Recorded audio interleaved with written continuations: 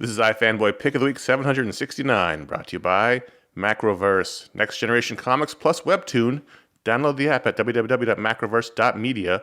And iFanboy listeners just like you who are washing their hands and wearing their masks still 1 year later. Hello, welcome to iFanboy Pick of the Week, episode 769. My name is Connor Kilpatrick, and sitting in for Josh Flanagan this week, Dr. Ryan Haupt. Hey. And, hey, it's our former co-host, the internet's Paul Montgomery. Hi, hello. How are you? He's back. Doing? The Animation Brain Trust is sitting in on the Pick Show this week. Yeah, cartoons.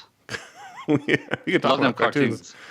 We are iFanboy, and every week we read a bunch of comics, and one of us picks our favorite book, called it the Pick of the Week. We'll talk about that book, other books, the Patron Pick, listener mail if we have time, probably not. We'll have fun. It's fun, then the three of us get together. We like talking to each other. What episode number is this? 769. Nice. Here's your spoiler warning. Exercise some caution. There's some spoilers. And this week I had to pick, and I had 26 books this week. Which is going on. Biggest week I had in a while. And when I finished reading, there wasn't like a book that stood head and shoulders above everything else or, shouted out that I'm the best. And so I had to sit on it for a while. And I kept thinking back to Two Moons, #1 from Image Comics, which people were surprised by a little bit. And how much I enjoyed it and how much I wanted to find out what was happening next and how much I liked things that happened in it. And that was the book that I kept thinking about, and that's how it became the Pick of the Week. Written by John Arcudi, art by Valerio Giordano, colors by Dave Stewart, letters by Michael Heisler. And you think with a creative team like that, it would have been a dark horse, but it's not. It's an Image. Oh, it's not a dark horse? No. I thought the same thing. So this is the story of a Civil War soldier. He's a Kiowa? Is that what's this tribe? I forget what it said. Pawnee. Pawnee. I'm reading something else with a Kiowa character in it. He's been having visions of his dead grandfather and of demons while he's out fighting the Confederacy, and that leads to problems. Fighting for the Union against the Confederacy. Right. Yes. That's pretty much how it worked, wasn't it? I know. The way you said it could have been slightly unclear. I wanted to make sure we knew who was on what side. Okay, so he's on the Union side fighting for the Confederacy. And he's someone who was, I believe, raised in a white household. Yep. According to the essay in the back by John Arcudi, he's been wanting to do this story for a while. And it should be in a story. I don't want to find out character details in an essay in the back. Yeah. This is the de rigueur essay we talk about all the time in the back of Image #1s, in which the writer tells you about why they wanted to make this book. Fine. But don't reveal character details in the back. I want that essay at the back of the first trade, right? They used to be trades used to always have intros. Remember? Right. Yep. That's where I want an essay. I don't want an essay at the back of every #1 issue. Yeah, every book, you open it up on the second or third page. It's got an essay by Roy Thomas, usually. Or Mark Waid. I think that's like most of it. Yeah, it's either Roy Thomas or Mark Waid. It doesn't matter if they wrote it or not. Right. If they wrote the original book, but just Roy Thomas has an encyclopedic knowledge of what happened and when. I've been reading a lot of the old Conan stuff, so anyway, I'm seeing a lot of Roy Thomas. Anyway, sorry. So that's okay. 2 Moons. So he's, what is his name? His name is on my sheet of paper. It is Virgil Morris. And so, Virgil he's just a foot soldier, he's a private, and he meets a pretty young Irish nurse, and he has a vision of his grandfather who is dead and he has never met in the field hospital. And he's seeing, demons at night, and he has a horrible sergeant who looks already like a demon. Yeah, that dude's scary. And there's this big, crazy 2-page spread battle scene in the middle where there's an attack by the Confederate division against their division. And man, it's just insane what's going on in that 2-page spread. But the art by Valerio Giordano was terrific, I thought. I had a question about that. Yep. That particular spread. Mm-hmm. At least in the digital format that I read that book, the blues and grays of the uniforms look very close. Yeah, that was an issue. I had to double check. There's like a couple of panels where it's a close up on a specific commanding officer, and I basically had to check the facial hair to see where they have right. And so I could not, and I don't know if that's intentional. Well, the grays that the Confederacy wore were bluish gray. Sure. So Dave Stewart's got 100 million Eisner Awards for coloring, so I have to assume he did some research on... I shouldn't question it? No, you can certainly question it. I'm just saying I've got to assume he did some research on No, but I mean, do you think you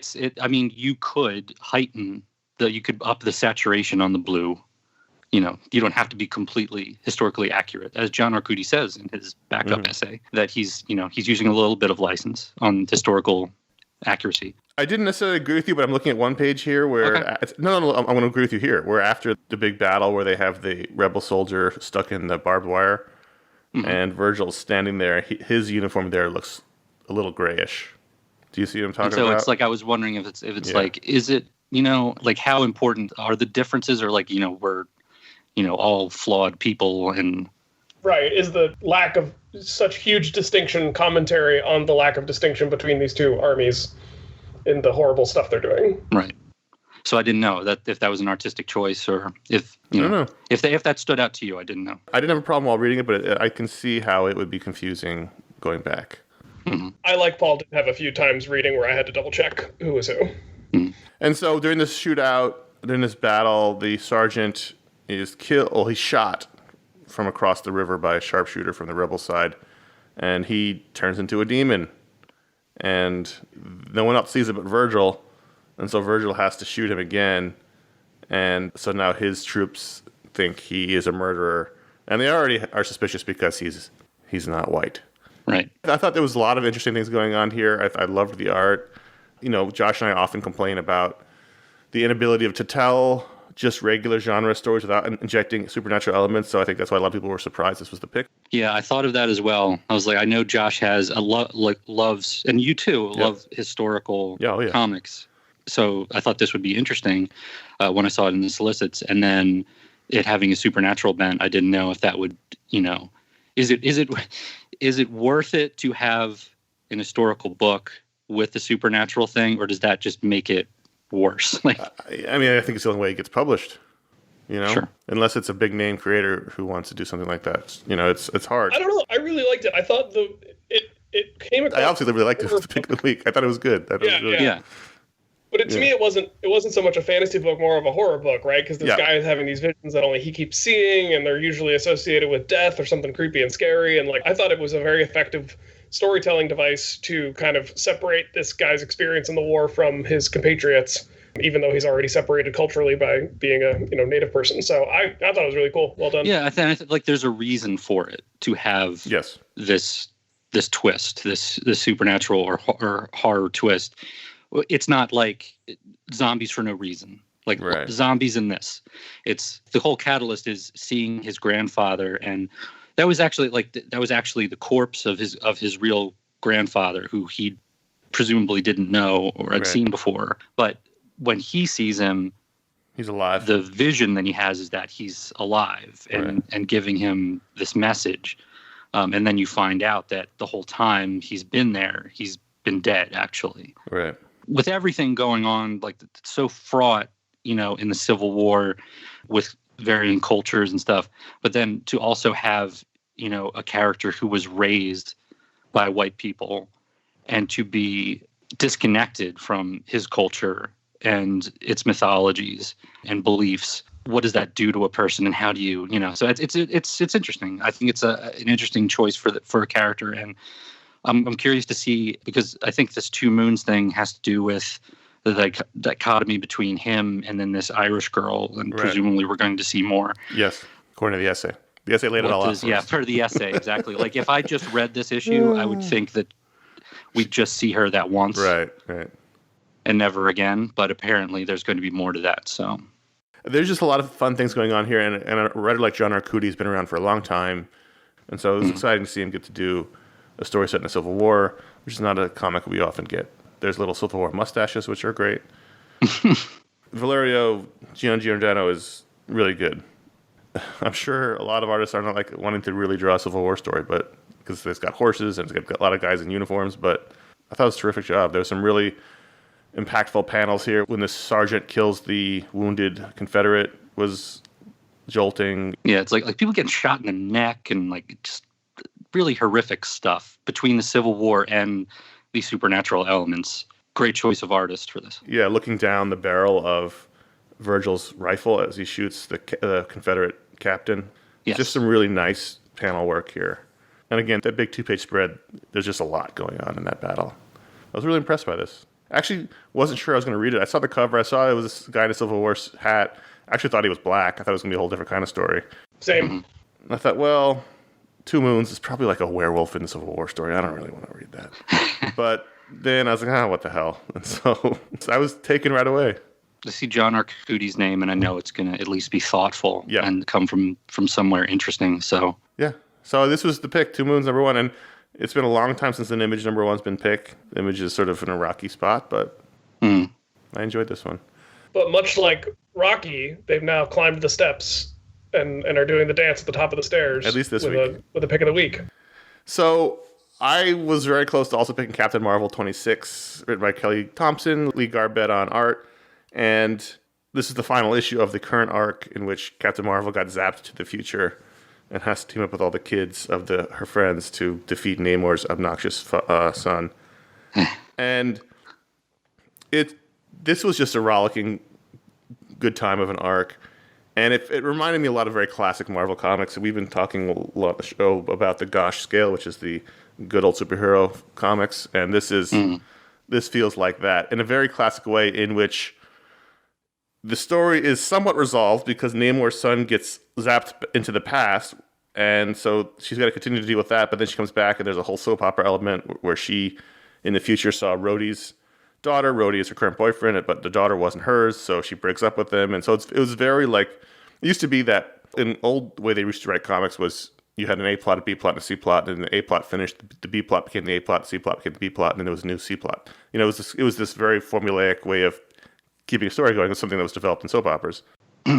This felt very much like that here, and I liked the feeling of the arc is over, but the story is continuing on, not necessarily as the main plot, but it'll keep going. And that's something you don't often get now. It's often, if things are written for the trade, the story kind of ends and you start over again with a new arc.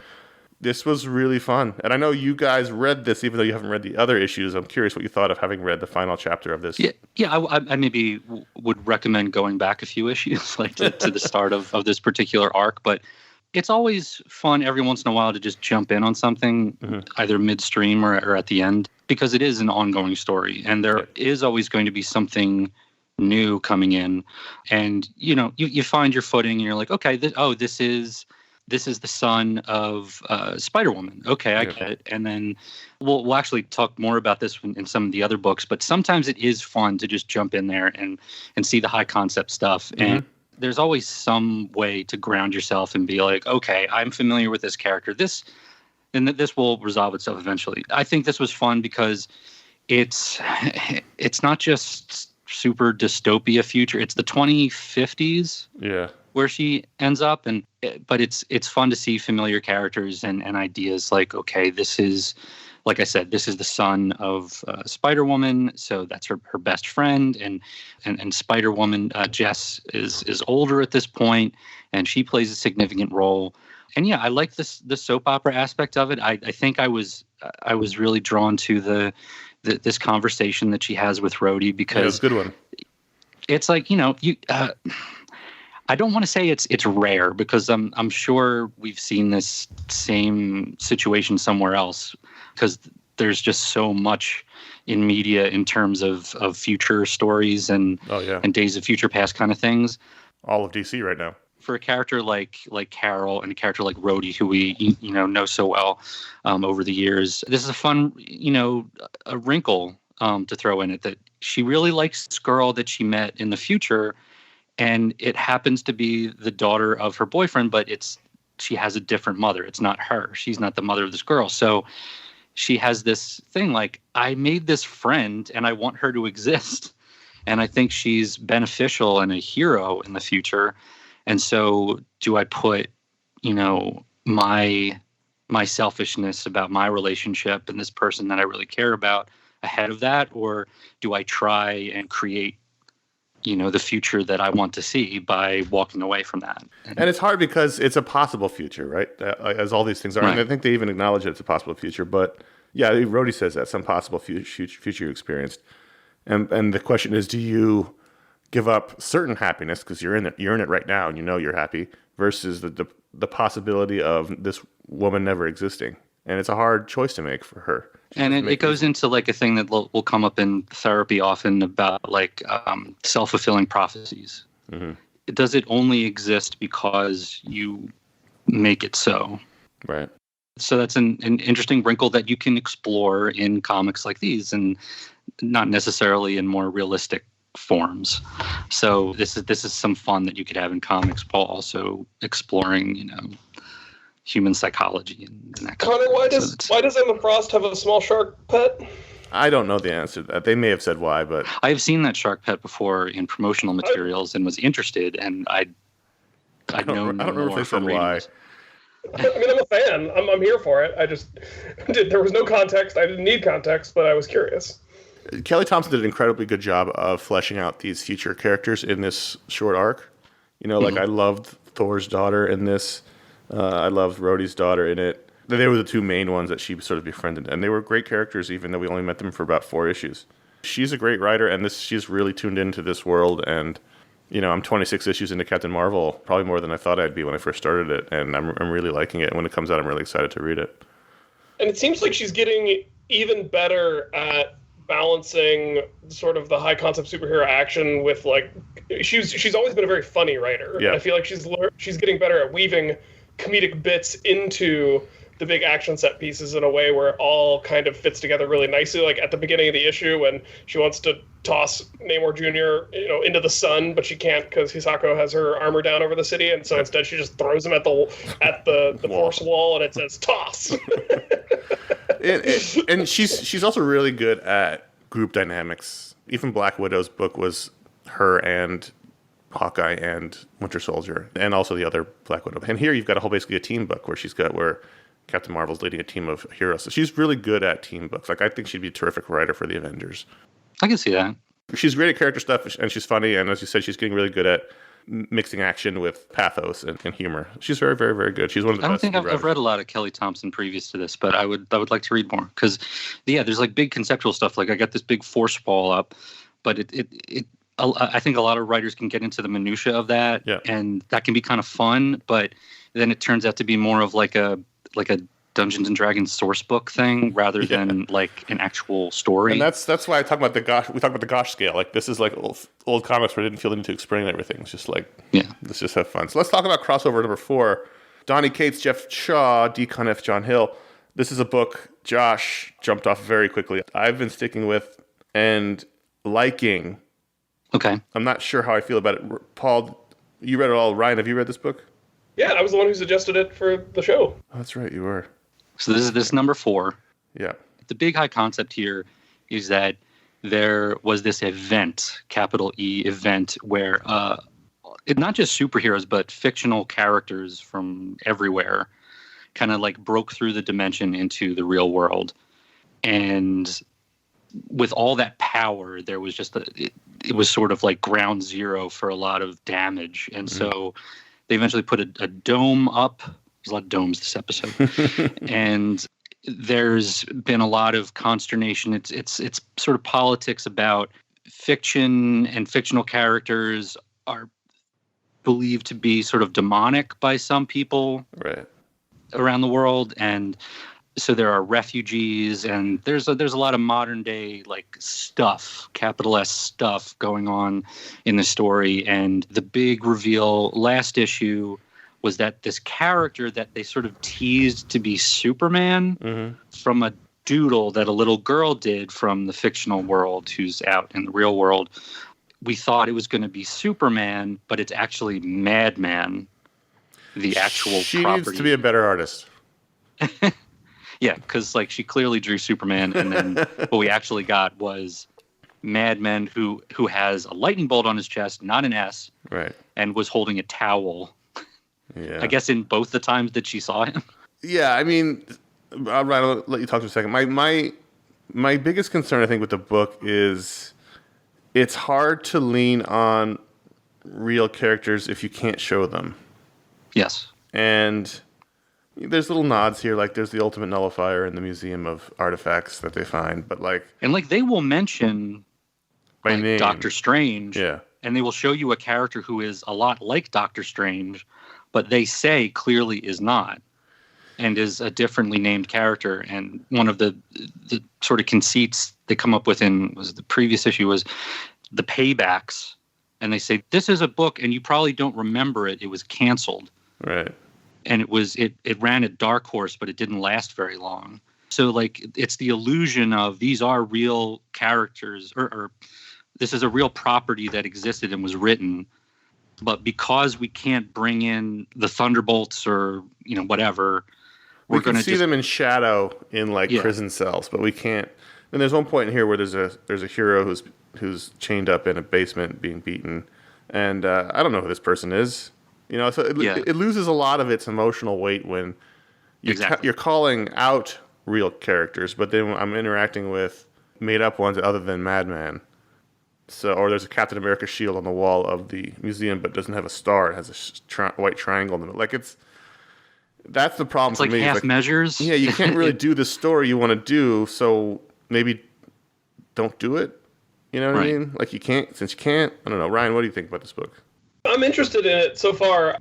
I agree that these are all issues, but there's issues, and this is issue 4. But there are issues with the book, but they don't bother me as much as they seem to be maybe bothering you guys, and certainly bothered Josh. I mean, I think it's cool that there's a museum for fictional artifacts that's clearly the Justice League hall, but because that's based on a real building, they're allowed to show it. It's the Cincinnati Union Terminal, now Natural History Museum.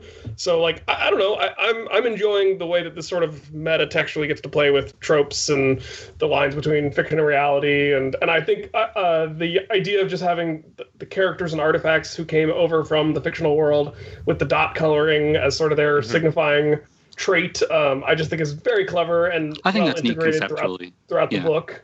So there's a lot of things. There's enough about it that I like, and I'm interested enough to see where the story goes that I'm happy to stick with this for a little while longer.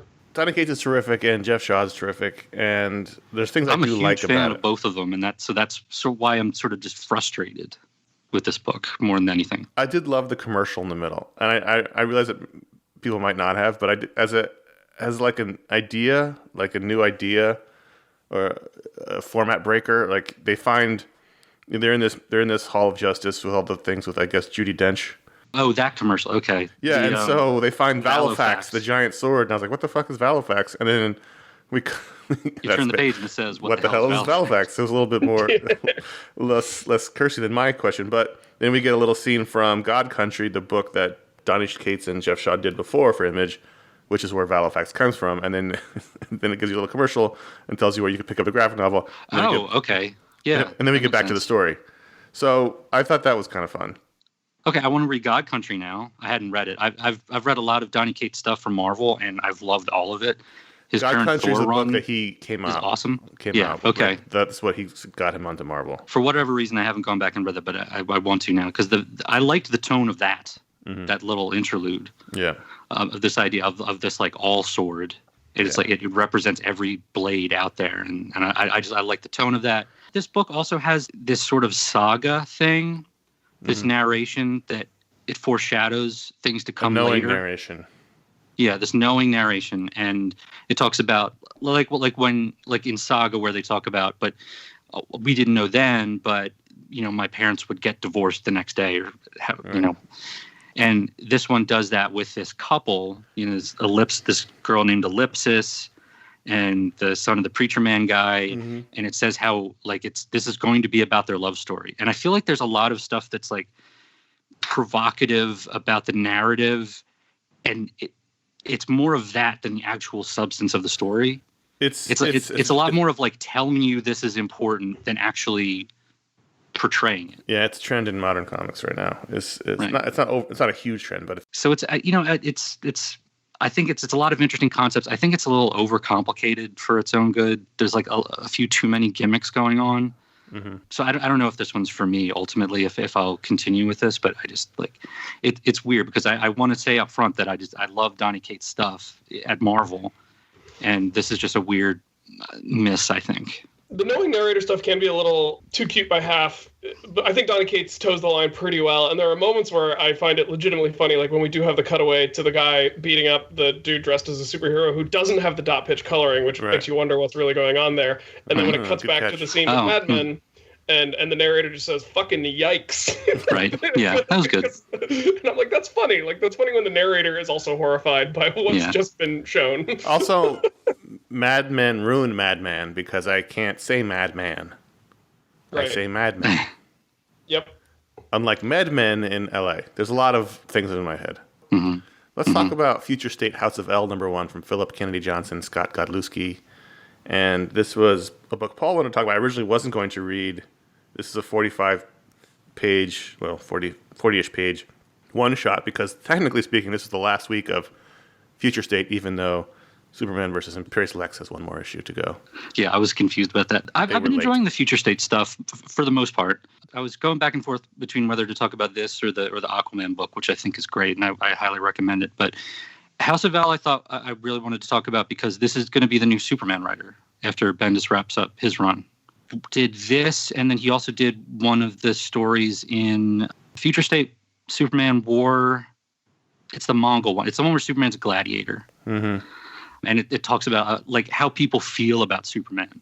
Right. And this story I thought was really interesting because I haven't been reading the Bendis Superman run. It wasn't working for me, so I haven't read a lot of it. But this felt like, I don't know if they've introduced any of these characters anywhere before. I think they're all new concepts. But basically, you've got the Inhumans idea of there's this race living on the moon in the future where they're all Superman-related offshoots in the future. Right. And it's kind of that concept from the Legion of Superheroes where they all are inspired by the Superman of the past. And then this is interesting because it's like they all take it a different way. Like they're sort of like all aspects of Superman. So you've got like this one guy, Nathan Kent, I guess, or Brandon Kent, excuse me, who is just like a guy in like Old Navy clothes. And then you have Kal-El, who was a Superman with a sword. There's a Blue Lantern. A Blue Lantern, and her brother, who was the Black Superman, I think, who was the one going by Superman during his time. He's the main and Superman. That's Rowan and Ronan. And so his sister is a Blue Lantern. And then there's you have a woman who's got like an Eradicator type power setup with the visor. There's a Tamaranian. Valkyries. So like Starfire, but with Superman trappings, which was she was my favorite. Theandar. Theandra. She's the daughter of Brandon. And then they have Brainiac 4. Which does that mean does that mean she's half Kryptonian, half Tamaranian? Because that's an insane power set right there. Yeah, I think that's and so it's like it's a lot to wrap your head around, and it's like it's sort of like what I felt reading the Captain Marvel book, but this is a #1 issue. Yeah, it's a one shot. So #1 it's right. So it's like it's like you're jumping in off the deep end. Right. And all of these concepts, and sometimes that's too much. But sometimes, like for me with this, it felt like, wow, look at all these huge ideas. And I guess this is maybe a meta commentary thinking about the fact that this guy is going to be writing Superman for the foreseeable future. Right. I'm excited for him to explore some of this. Like, is this sort of like that thing where we see, this vision of the future and then we go back and like, how do we get there? And so that's kind of my hopes and expectations for what he does with the character and characters in the years to come. And I think these are all cool ideas. Yeah. I like this issue a lot. I'm glad you picked it because I wasn't going to read it. And I think Scott Godlewski is great too. So I thought the action it's a big action book. There's a lot of fighting going on, but you're getting a lot of character into fighting. There's also a guy with a mustache who looks like the Invincible people. Anyway. Yep. The bad guy turns out to be Clark's actual son. Pyros, who's going by the name Red King. Which means this was a bad week for Clark's sons between this and the TV show. Yep. And then, it's all sort of wrapped up very quickly because, Brainiac 5 summons the real Superman who shows up. But I like the idea that he was a myth, that a lot of the Supermen didn't actually think he was real. Yeah, and they start doubting because this feels like not even just like a season finale, but a series finale. Right.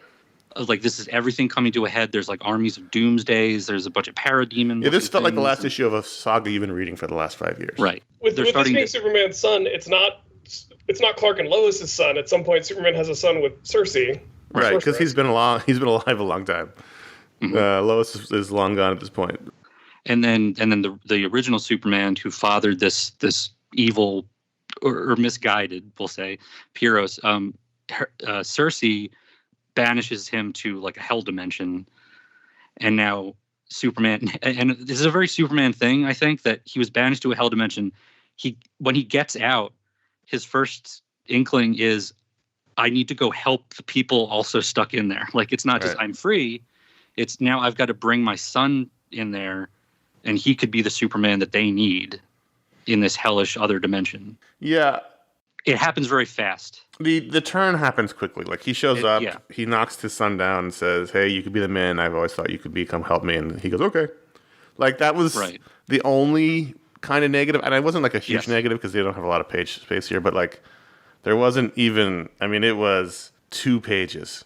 I think that's like the downside of a lot of the future state books. Like, they have huge ideas. And I think the talent that they got to work on it are some new names that are very exciting, but they don't have a lot of space. Right. So for some of them, I'm like, wow, you accomplished a lot in 2 issues, or in this case, like 1 issue. Mm-hmm. But I also feel like I'm being very forgiving on some of them and being like, you only had 2 issues. And, yeah, for sure. But you told this huge story. And you can only work with what you got. Right. And they only he had 40 pages here. So, you know, I'm not blaming. I'm just saying that was a little fast. So if someone said, like, this didn't work, like they needed more than 3 issues or 2 issues, whatever, they should have done something smaller. I get that. But for me, it's like, wow, they really were very ambitious, and they're only sort of held back by the fact that they only had this limited space. And I kind of, I'm forgiving of that. But I would love to see more of this. That's the thing. Like, I was like, I hope that he gets to play with these characters more. Philip Kennedy Johnson wrote The Last God book that I think Josh read a couple of issues of. I read 1 issue of. Didn't really connect with me, but I thought this was really good. Yeah, that didn't connect with me either. I'm looking forward to his Superman, because this was really fun. Batman Black and White, number 3. Featured 5 stories: The Cavalry by John Ridley, Olivier Coipel, and Darren Bennett. A Kingdom of Thorns by Bilquis Evely and Aditya Bidikar. Hope I'm saying that right. I Am the Bat by Bengal, with letters by Gabriella Down. Unquiet Night, Night with a K, by Tim Seeley, Kelly Jones, and Rob Lee. And Legacy by Nick Dragotta and Russ Wooten. Was it number 2 was Pick of the Week? Yeah. Am I wrong in feeling like this is an old-fashioned style comic that I'm really glad is still getting published today? No. I mean, it's an anthology. It's really old-fashioned. Yeah. And it's a black and white anthology. Yeah. And I don't know. It's funny. I'm almost surprised that DC has had the restraint to never do a black and white series for another character that always gets to be Batman. They're about to do Superman. Okay. So But all in blue. I'm very excited about that. I love the format. I love these sort of short little moody Batman stories from various tone pieces. Tone pieces, yeah. And I almost wonder, it seems like in this version of the Black and White series, and I've read all the previous ones, that there's a lot more focus on legacy and like what Batman means for Gotham moving forward into the future. It almost feels like there's fewer stories about Bruce and Bruce's life and Bruce's contributions to being Batman, and more about like, what does it mean when Bruce is gone?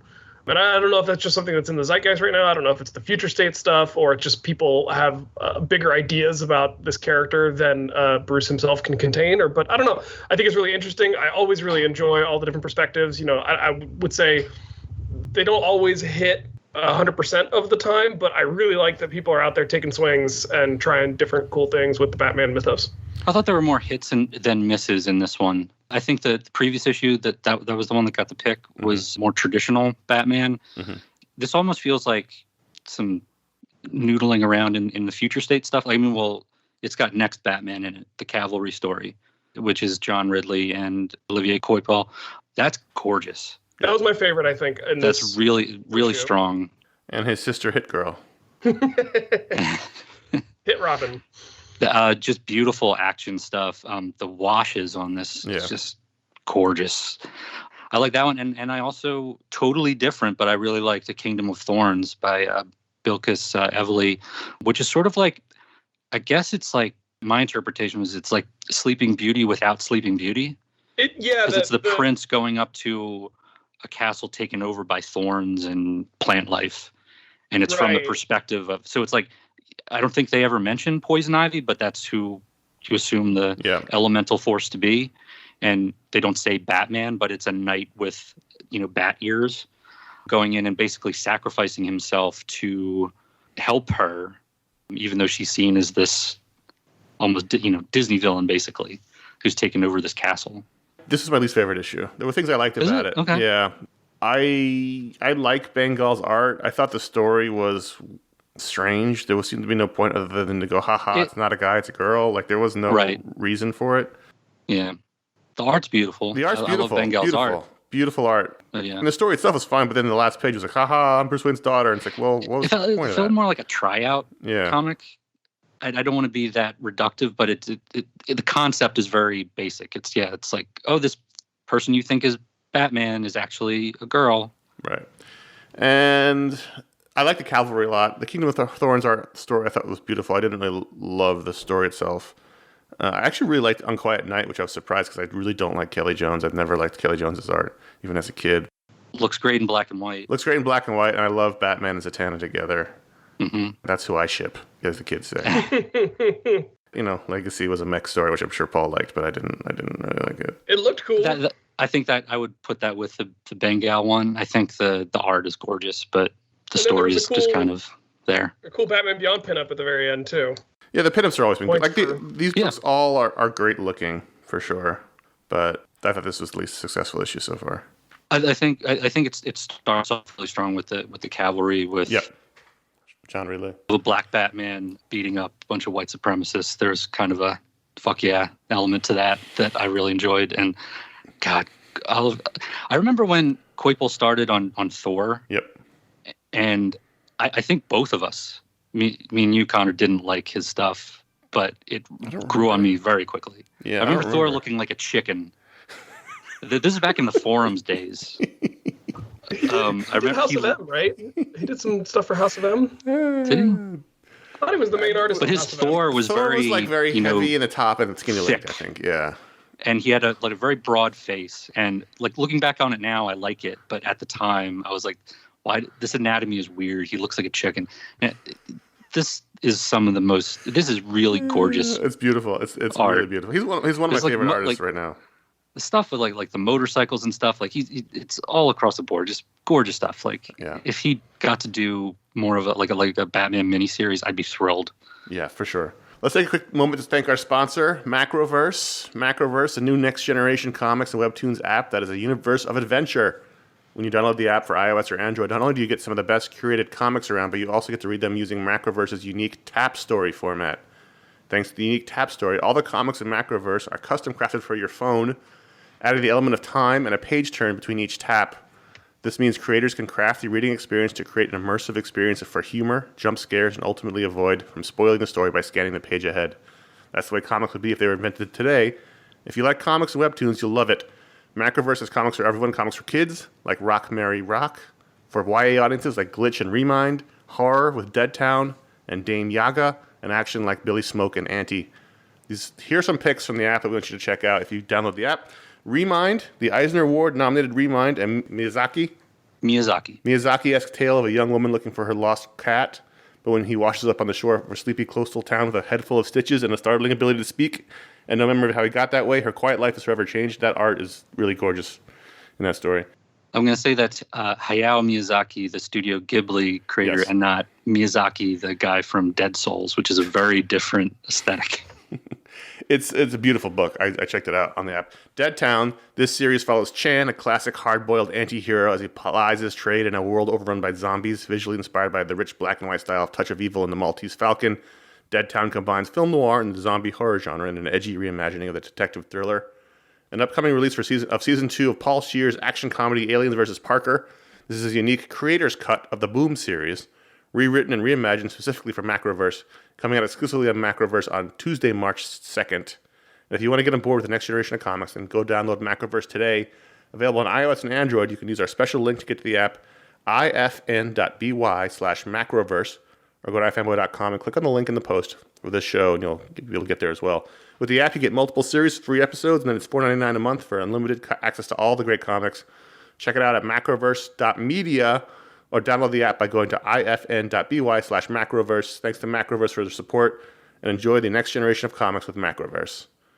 And it's designed for your phone. I've been checking it out on my phone and my iPad. It's designed to read panel by panel on your phone. There's interesting creators working there. It's a good range of stuff. That's cool. Genre reminds definitely. I was like, oh, this is really nice looking. So check it out. ifn.by/macroverse. King in Black, Return of the Valkyries. This is number 3. I've been reading the main series of King in Black. Yeah. And not a lot of the offshoots, but this is a fun one. And the creators behind it, Jason Aaron and Toron Gronbeck, co-writing, and then the art by Nina Vakueva. Really gorgeous book. I love the art by Vakueva. It's really dynamic stuff, and they have to draw a lot of horses because you've got some Valkyries involved. Yeah. And very sharp angles, but very dynamic. And the thing that I've been enjoying Thor, as I said, and King in Black, I love sort of the challenges that these writers are asking artists to draw. Like in Marvel Cosmic, there are things that like, okay, a headless celestial, cool, I can do that. What does a needle sword going through the fabric of reality look like? So it's like they're weaponizing abstract concepts in really interesting ways that make sense. So I think there's some really heady stuff going on because obviously all the cosmic elements, the Valkyries, the afterlife in Valhalla, and all the things that you're dealing with, all the heady concepts in this book, but handled in a very readable, digestible way. Because there are a lot of comics that tackle big abstract ideas and cosmic stuff, but not all of them are super readable. Not all of them are easy to understand. It's sort of like you have to read it 3 times to get it. Right. And this stuff feels very grounded while still exciting and awe-inspiring. And I love Mr. Horse. There have been previous Valkyrie Pegasuses. There was Aragorn, but Mr. Horse, who lives with Jane Foster, and I love this idea for Jane Foster that now she works in a morgue as an assistant. Have you been reading the Valkyrie book? Yes. Okay, so this is the same writers from that book, so it makes sense that this is good because that book is also good. Yeah, I think it's in good hands with Toron Gronbeck. Really cool stuff, and like with a name like Toron Gronbeck, with the O with the thing through it, you got to be writing Asgardian stuff. Right. I actually think Jason Aaron said in an interview that Toron Gronbeck is the first time an actual Scandinavian person has been on a Thor book. That's awesome. Yeah. And it's great. And going deep into those concepts, and we see some stuff in Valhalla, and it's all beautiful. King in Black is interesting because we're like the exact opposite of you, Paul. We're not reading the main book, but we are checking in on these side books, which have been lots of fun. Where you do like Thunderbolts and stuff? Thunderbolts and Black Knight and some other ones. I do want to read some of those, but I've mostly been paying attention to the main series. I feel like the King in Black has been going on for 10 years, though. It's going back a lot of stuff, but my introduction to Donny Cates was the Silver Surfer Black and his Thor run, and it all ties in, and it's fun. I can't believe I'm enjoying a Venom storyline. It's crazy. I never knew that Danny Moonstar used to be a Valkyrie, so I learned that by reading this book, which was cool. Yeah, that's back when Louise Simonson and Walt Simonson were doing some X Factor stuff and New Mutant stuff, and they tied the Thor stuff in with the X-Men, and that's kind of a corner of Marvel that I really like. And then there's the Valkyrie that hasn't been named who went off to get Yarnbjorn. Is that a new creation that's sort of bringing in the Tessa Thompson look? I believe so. I believe that's the intent there. I mean, it doesn't look like exactly like Tessa Thompson, but yeah.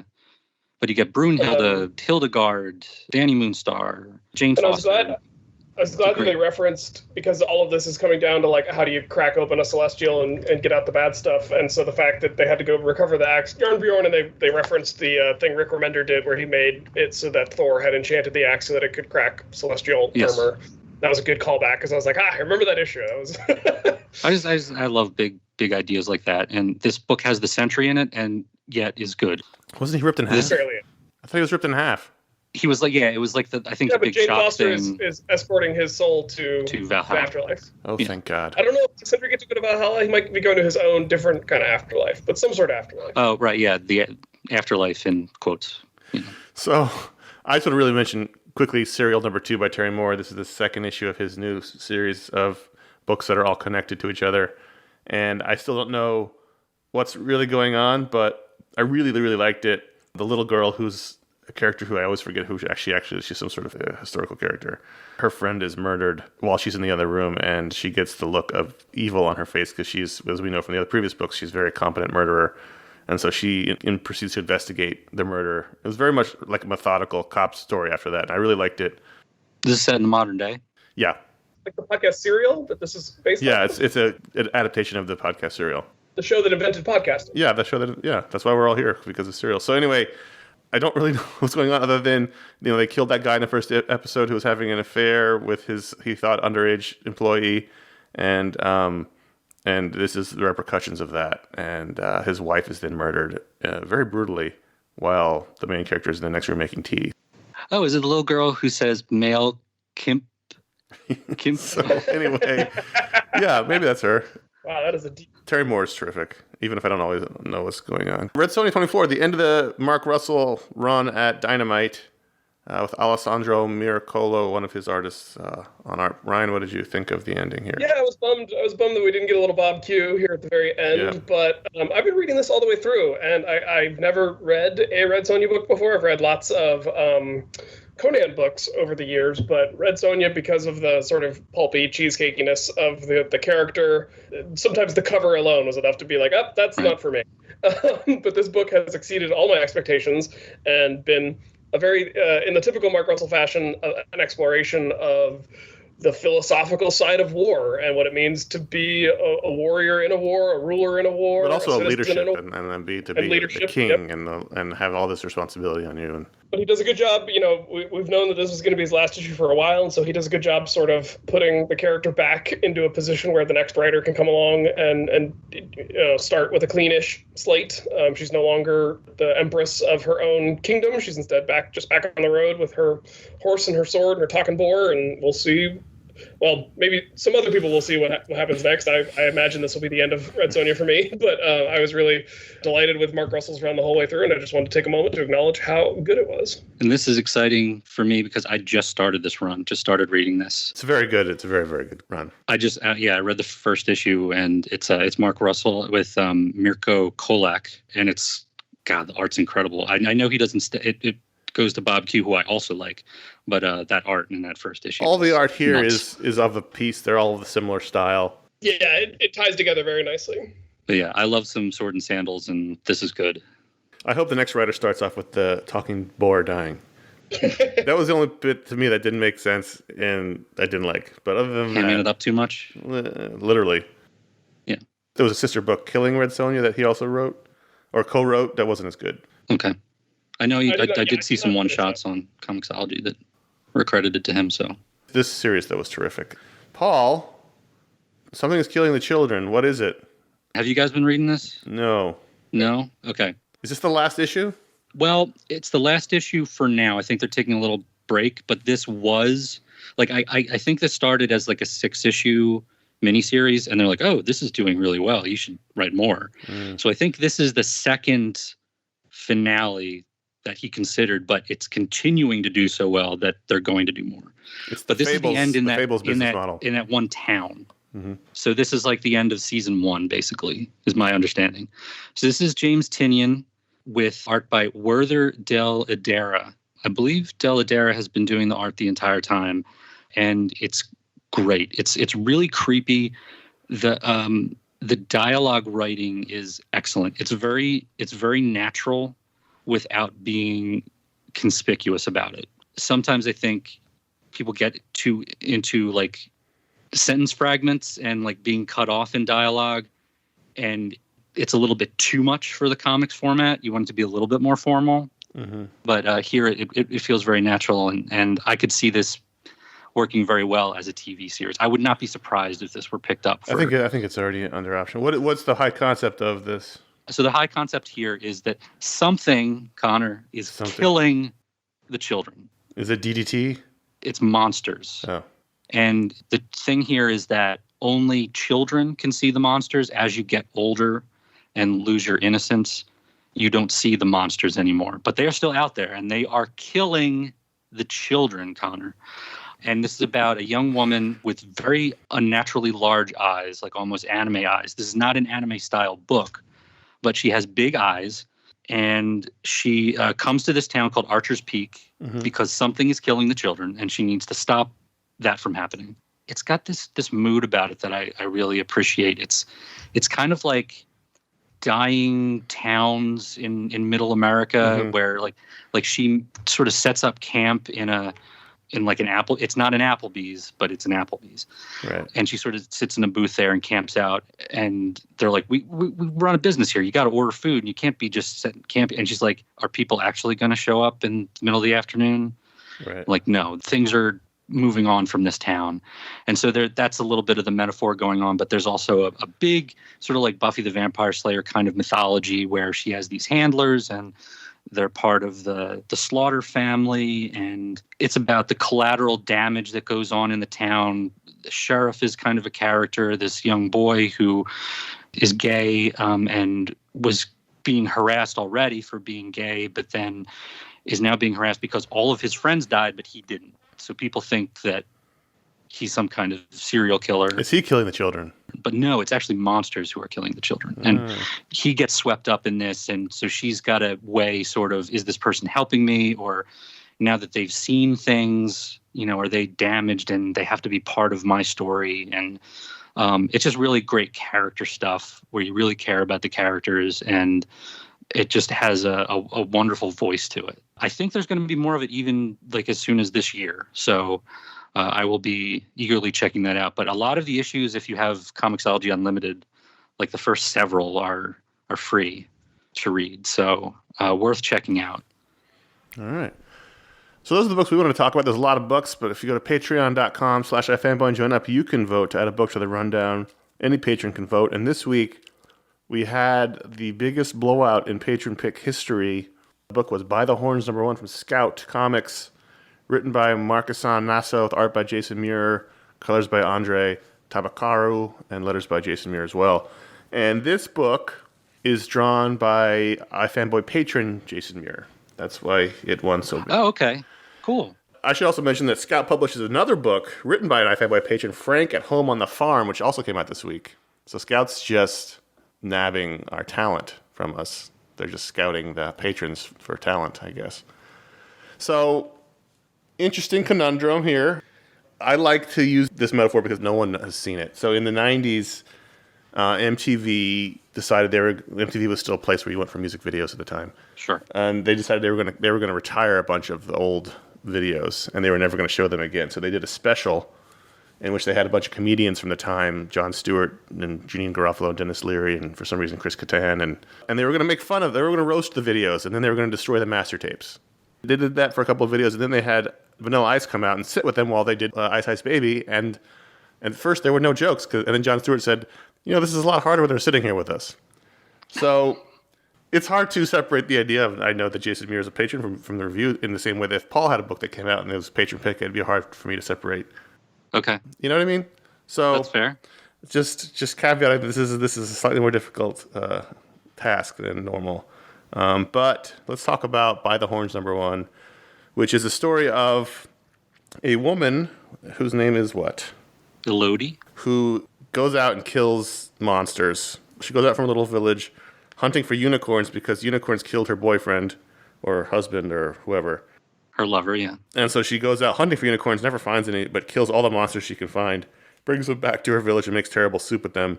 Meanwhile, the other people in her village are angry that she doesn't help with the farming, and so eventually they cast her out of the village, and now she's... I like that they actually voted to, she's got to go. The soup is really bad. The soup's bad. You're not helping. You got to go. So they cast her out, and so she's now wandering the earth like Cain to find unicorns with her creature buddy. What is that, It's like a wolf thing. It's a wolf with hooves, which actually is what the earliest whales, while they were still on land, would have kind of looked like. So the earliest whales? It's a land whale. Whales didn't start on land. With hooves? They're mammals. Yeah, they were a whale wolf. They were a hooved, sort of hooved, elongated wolf crocodile thing for a while as they transitioned back into the marine realm. Her wolf / deer with also kind of like ram horns, not ram it's horns. It's a Pokemon. Also can talk to her. This is a fantasy story with talking, there's a red panda shopkeeper. So this is very much a fantasy tale. What did you guys think? I enjoyed this. Mm-hmm. I think it's interesting now to know the story that the reason this was probably voted on was because the Patron was part of it. But I'm glad that happened because this is a really interesting book that I'm very curious to see where it goes. Because I love high fantasy. And I love high fantasy where there are also like original ideas thrown in. Like, yes, there are unicorns, but unicorns are apparently very aggressive in this world. They're evil. And are assholes and will gore you to death. Right. But there's also like red panda shopkeepers. So it's sort of like it's almost more like a JRPG, like sort of like a Japanese view of fairy tale Europe. Mm-hmm. So it's a lot of monsters and stuff, and but I could very much see a video game like, in the Legend of Zelda vein, where you go up to a shopkeeper and they just happen to be an anthropomorphic red panda.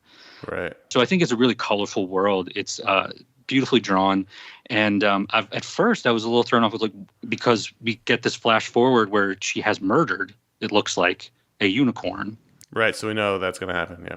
Of animals and animal characters, and there's a beautiful narration of the dying unicorn, and I thought the voice was very touching, and like I remember, or it's like the unicorn's talking about like the magic fading or like draining from its body, and I was like, wow, this is really like heavy, like hard to read kind of stuff, but I thought it was very poetic, and I liked this. I thought it was, as I read more, I was like, wow, this is a really fleshed out world.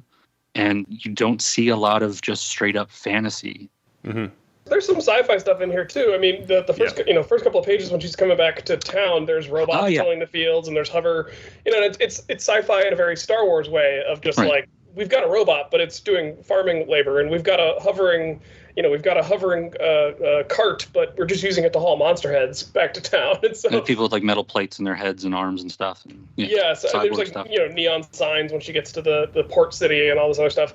Maybe this is a bad thing on my part. Also, I thought the sky whale or the whale dragon was awesome. I know we were talking about her companion also being whale-ish, but in a very different way. Right. Good map sequence with her going around the land killing monsters. I've got a new computer, so I've been able to start playing Witcher 3. I know I'm years behind on my gameplay, but I've been enjoying, exploring the countryside, encountering monsters, killing those monsters, taking some meat. In The Witcher, you don't get to make soup; you just eat the meat raw. But this scratched that same itch, and so I had a lot of fun with it.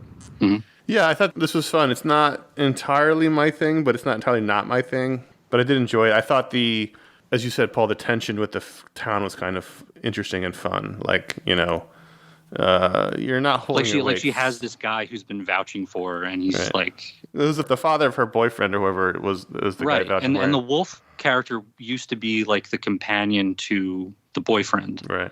I am loyal to him, and now I'm loyal to you because he's gone. So in seeking revenge and stuff, I just feel like it feels very lived in. Mm-hmm. There's a lot of backstory that they have at the ready.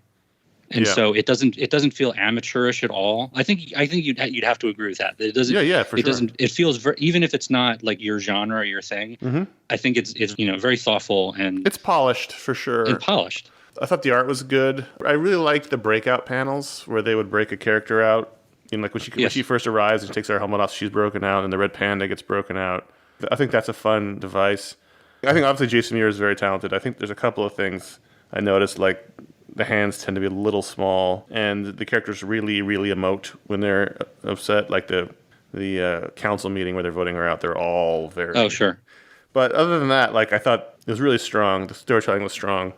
And, he obviously has a great handle on these kind of mythical, fantasy creatures and characters and tech, and it all looked very lived in, and, it didn't look like it was ripping off any other fantasy stories in terms of look and feel. Yeah, you couldn't say like, oh, this is just Game of Thrones or, It looked good. I liked it. I enjoyed reading it, and I'm glad it was voted for because this is definitely a comic I probably wouldn't have checked out.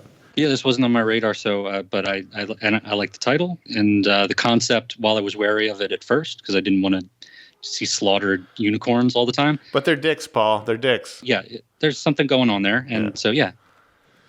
So there you go. Ratings on By the Horns out of 5 stars. Ratings. This is harder because they're in the room.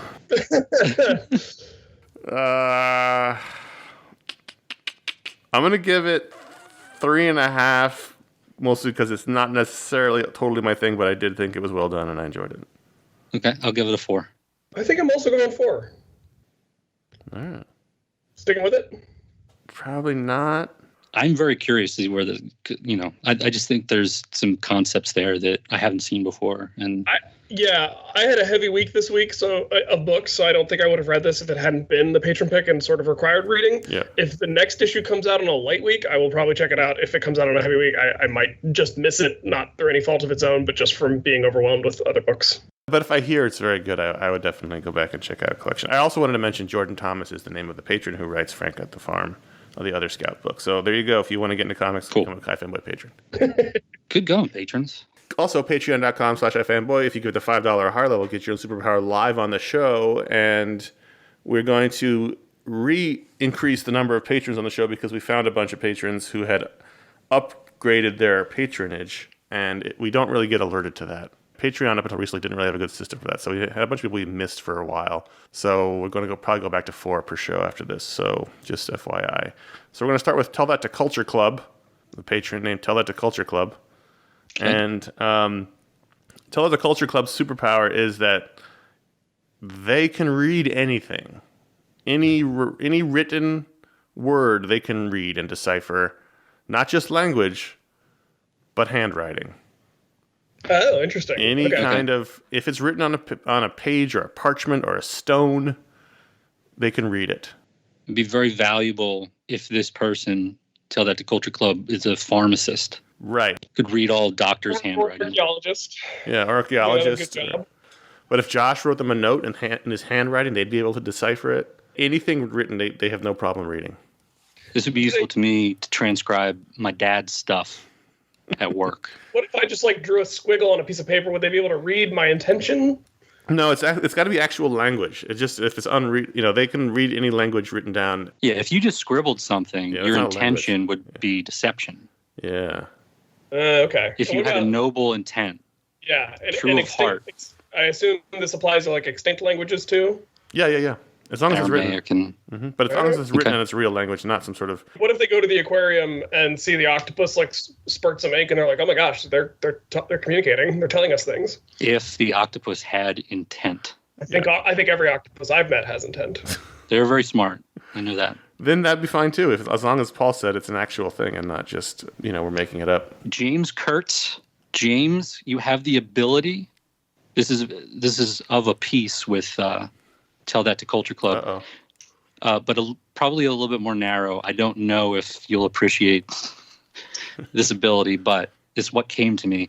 James, you can communicate to, not with, bees. Bees. So when you speak, bees will know your intent. This does not mean that you control bees. They have the choice to ignore you. But they will understand what you are saying. James can talk to bees, but bees can talk to James? Bees cannot talk to James. Okay. He cannot comprehend the bee's intent. But if he wanted to warn a bee about something or alert them to bee deals. Or say, listen, bee, I'm not a threat. Don't sting me. And they would understand that, but... Sting them anyway because bees are dicks. Right. But they're very important in their disappearance. Connor, we need bees. I know we need bees. We need Doesn't mean they're not dicks. I think it does, actually. They feed us. They give us our food. And this applies to all bees. You can be necessary for survival and still be an asshole. I don't know. I do not support Connor's anti-bee stance, everybody. This does not apply to murder hornets. Yeah, what about wasps? Jackets. What about hornets? I think there's some pollinators amongst the Vespidae branch of the old bee tree. That's for Ryan to parse. So if you need any follow-up, ask Ryan. Don't bother Ryan. Bother Paul. Well, if you want to put out your email address, you can. Funnily enough, Twitter at Haupt. Haupt is my Twitter account. And funnily enough, my patron power for Ken Ochalek is also a Hymenopteran-based power. And I came up with this independent of any... I came up with this before you started talking, Paul. Okay. So it just so happens, but not bees or wasps, we're talking ants, people. Ken has a mutualistic colony of acacia ants, Pseudomyrmex ferrignia, living on his body. Oh. produces hollow thorns for them to lay their eggs and live in, and Belchin bodies, which is a small little pore on the surface of his skin that produces a sugary, fatty, proteinaceous liquid for the ants to drink and enjoy, and the ants defend him against attackers. What? Why would you do this to Ken? Why would you give him a colony of ants living on his body? Because now he's got a defense mechanism. No herbivores are going to mess with Ken anymore because he will attack them with the ants. So... Can we see the ants crawling on him constantly? No, because he's got all these hollow thorns, and the ants can live inside the hollow thorns, just like on a relocation. He has an ant colony inside of him that he unleashes on attackers. It's sort of like having an external immune system, right? Like if someone's bothering him, he can just like put a hand on their shoulder and like think to the ants, like "Go ants, go!" and the ants will just attack the person and then come back to him. So it's like a hive mind. Well, it's a mutualism. Ants don't. They all work together. So the ants are there to defend him, and if they sense the need for defense, they're going to come out and attack whatever it is that Ken needs defending from. Could they ever turn on him? No, well, if he stopped feeding them, but he's got the Belchin bodies, which are producing the sugary proteinaceous lipid fluid for the ants to feed from. Oh boy, this is like that Ninja Scrolls villain with the bees in his back. Bees. Patreon.com/iFanboy. That's where you can go at the $5 or higher level to support the show. Ken, James, and Tell It to Culture Club. Thanks for being patrons. Sorry for the wait. And like I said, we'll be moving forward with some more people who have been in the backlog as we go forward the next couple of weeks. Patreon.com/iFanboy, iFanboy.threadless.com, iFanboy.com/support, iFanboy.com/Amazon. Those are all the ways you can help support the show. And thanks to everyone who does that. And we have to skip the emails because we went long as predicted. Let's do some plugs. This past month, February, was supposed to be the show of 4 extra shows with Josh dropped the ball and the Talksplode, so you only got 3 extra shows. You got the Booksplode, the Jack Kirby, The Epic Life of the King of Comics review. You had the Animation Brain Trust, which is the 3 of us currently on the show now, talking about Batman Soul of the Dragon. And then you had the Mediasplode, where we talked about a couple of things, but then the main topic was Cobra Kai Seasons 1 through 3, which was a lot of fun. Listen, shortest month of the year. Yeah. So, Listen, you want to give Josh excuses, that's fine. Fear does not exist in this dojo. I can say that. No, it does not. You done screwed up, Glasses. You let me down. Ryan, plug your show. I do a show called Science Sorted. You can find it at sciencesorted.com. The episode that just came out that folks can go check out is a really fun interview we did with a biologist, Gina Zwicky, down. She's based in New Orleans, but she does some really cool stuff with lizards in the Caribbean and leads frog tours. So if you are tours for frogs.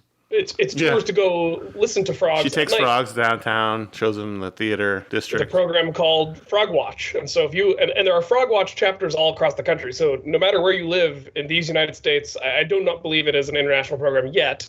But if you are interested in going and listening to frogs, it makes sense because there's a lot of places that frogs haven't been to. So it makes sense that they want to take frogs around all over the country.